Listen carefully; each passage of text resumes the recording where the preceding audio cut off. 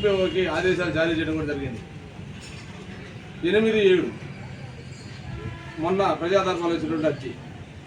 నిన్న సర్పంచ్ తాడిపత్రి వనజ గారు ప్రెస్ మీట్లో చాలా హాస్యాస్పదంగా జనసేన మీద బురద జల్లాలని, మచ్చలేనటువంటి మా నాయకుడు జనసేన పార్టీ మీద బురద జల్లే దురుద్దేశంతో రౌడీ షీటర్లని, రౌడీలని ఉద్ఘాటించడం మేము దాన్ని తీవ్రంగా ఖండిస్తున్నాం. జనసేన పార్టీ నుండి కూడా ఎప్పుడు కూడా జనసేన పార్టీ సాక్ష్యాధారాలతోనే వెలుగులో తీసుకురావడం జరుగుతుంది.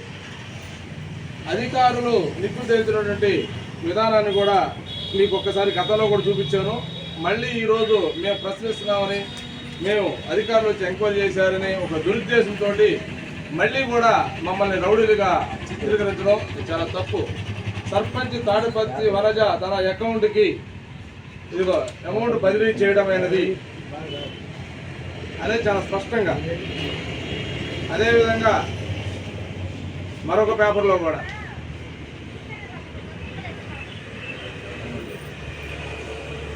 చాలా స్పష్టంగా మేము సర్పంచ్ తాడిపత్రి వనజ గారి సొంత అకౌంట్కి సుమారుగా 45-50 లక్షల రూపాయల దాకా అవినీతి జరిగిందని కూడా మేము గతంలో కూడా పెట్టున్నాం.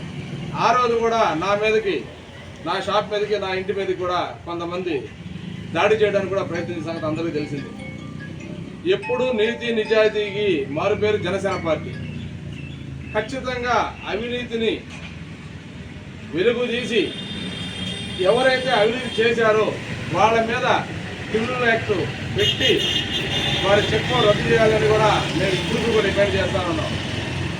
ఒక అధికారి ఇచ్చిన రిపోర్టుని వాళ్ళ యొక్క వైసీపీ ప్రభుత్వంలో నాయకులను అడ్డం పెట్టుకొని